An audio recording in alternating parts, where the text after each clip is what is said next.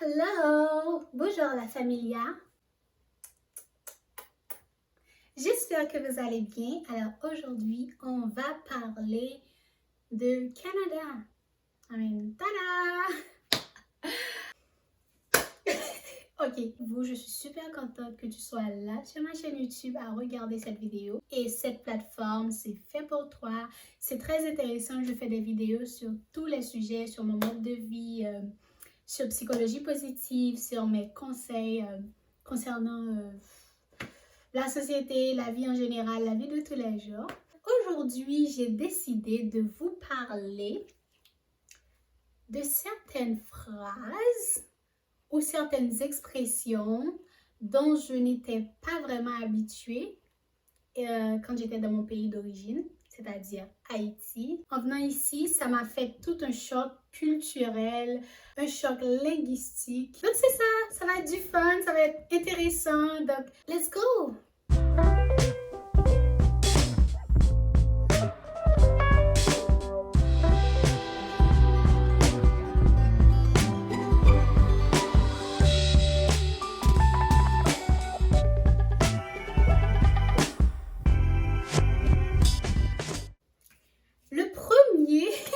La première expression ne m'a pas trop choquée en quelque sorte parce que j'avais rapidement compris le contexte en fait. C'est allô pour se dire bonjour, pour se saluer.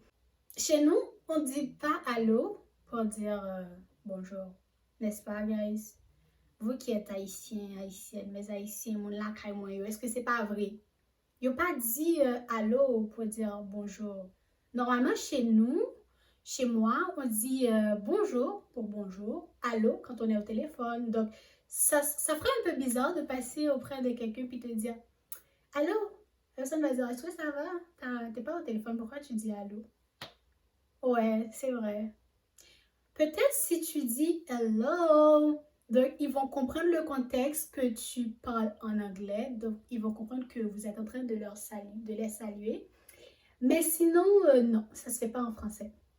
Alors, ici au Québec, au Canada, dans le français canadien, on dit allô pour saluer. On n'est pas nécessairement obligé d'être au téléphone pour dire allô, mais vous pouvez voir quelqu'un passer puis vous dites allô. C'est bizarre, hein? Mais je suis tellement habituée avec que c'est plus bizarre pour moi. Numéro 2! La deuxième phrase, mais c'est pas une phrase, c'est un mot. C'est bienvenue. Ouais. Tu penses que c'est la même chose que moi, non? Bienvenue, c'est comme quand quelqu'un vient chez toi, puis tu lui dis bienvenue. Moi aussi, j'ai pensé la même chose. Détrompe-toi. Ici, on utilise bienvenue aussi pour dire de rien. Ouais, exactement ce que tu as entendu.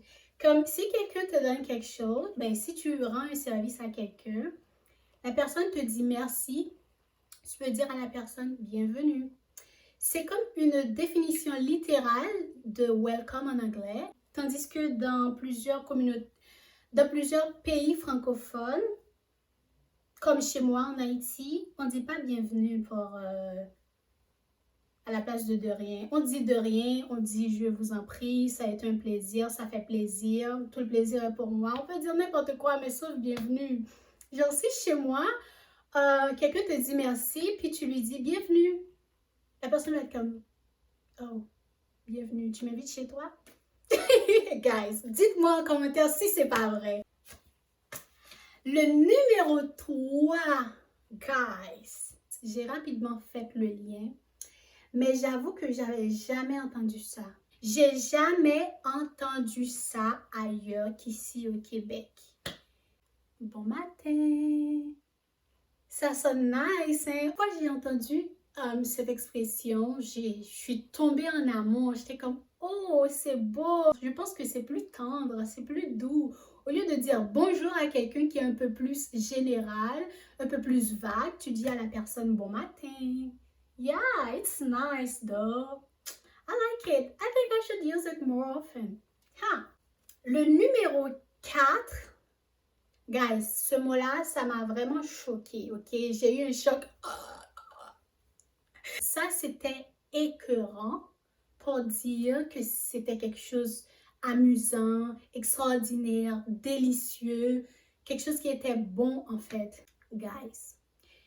Mon amie, à cette époque, elle m'a, on parlait de restaurant, puis elle me disait à quel point qu'elle a mangé quelque chose qu'elle a apprécié. C'était écœurant. Donc, j'étais vraiment comme confuse. Hein?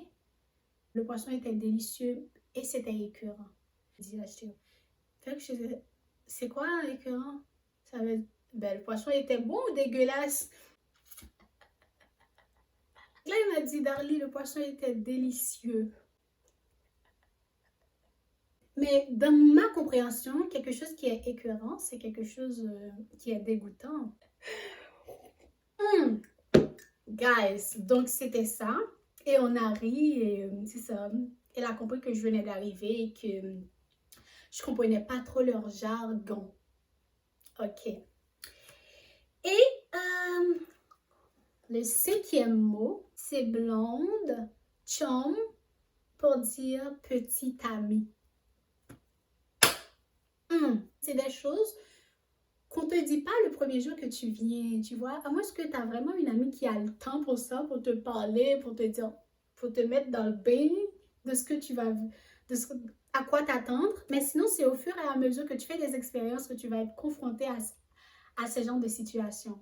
Donc, blonde et chum, une chance que je l'ai su à la télé parce que en y pensant, en passant, ça veut dire petite amie, blonde, c'est copine, petite copine, blonde, c'est vraiment pour femme. Et je veux dire petite amie ou copine. Puis chum, ça peut être ma chum ou mon chum. Je l'ai eu pour la première fois à la télé, puis une chance. Ce qui est bon. Guys, celui-là, il est sympa aussi. Ici, on dit char, C-H-A-R, tu as bien compris, char, pour voiture. En fait, char, ça existe. Guys, moi, de ma tête, quand je vois char, c'est comme les chars de carnaval. Voilà, tu sais, en Haïti, comme dans notre culture afro-caribéenne, on a cette culture du carnaval et il y a beaucoup de chars de carnaval qui passent. Nécessairement, c'est comme des stades, des stands, ouais, on appelle ça stand, des stands bien décorés, comme le carnaval au Brésil, à Rio, il y a des stands bien décorés, puis qui font des défilés, puis c'est ça qu'on appelle char chez nous. Quand je suis venue ici, j'ai entendu char.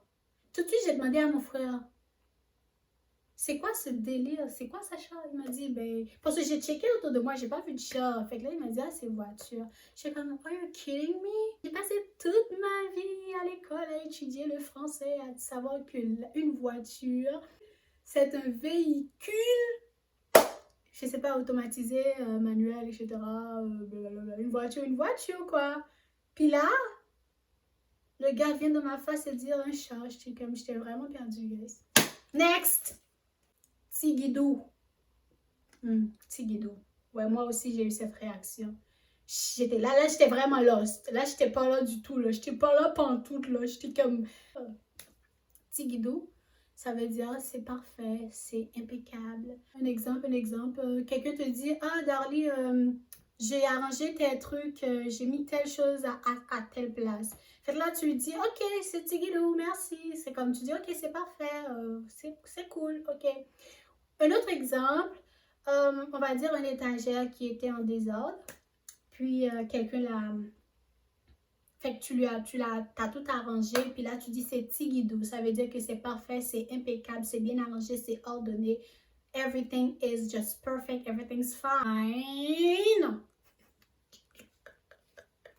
The next one is...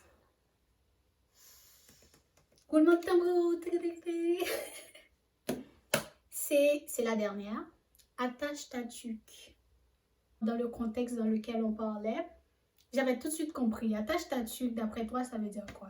Si tu réfléchis bien, tu vois comme attache ta tuque, c'est comme quelqu'un qui, tu vois, c'est une façon de te dire mets-toi prêt ou tiens-toi prêt ou vas-y, on va faire face à quelque chose, on va relever un défi. Donc, on te dit attache ta tuque, genre. Donc, chez nous, on dit Marie Sainti, maman petite Marie Sainti en créole. Ben, on pourrait traduire ça comme. On pourrait traduire ça en français comme les mères de famille. Attends, mais je suis bilingue, non? Comme je suis censée être capable de traduire ça. Maman petite Marie Sainti en français. Mais en fait, l'équivalence en français, c'est pas vraiment. Mais ok, littéralement, ça devrait se dire genre, même les mères de famille doivent se rattacher la ceinture. C'est une façon de dire, si les mères de famille doivent se rattacher les ceintures, ça veut dire que toutes les autres figures de la société, ça va être encore pire pour eux. Je pense que c'était ça normalement, l'idée derrière Maman petite Marie Sainti. Mais une expression équivalente en français, ce serait attache ta ceinture. Attache ta ceinture, c'est comme de la voiture, right? Okay, guys, whatever.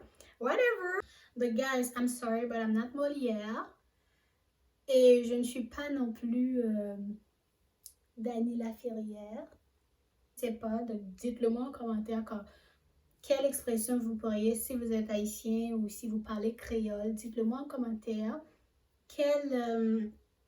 C'est quoi l'expression équivalente à maman petite Marie-Vente en français? J'aurais bien aimé le savoir, guys. Laissez-moi savoir en commentaire, for real. Je suis vraiment comme dedans là, je veux vraiment savoir.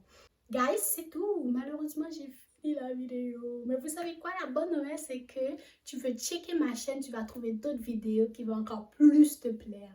J'espère que tu as aimé cette vidéo. Évidemment que tu as aimé cette vidéo. I mean, seriously, tu vas être bored with me. Like, I'm not boring, right?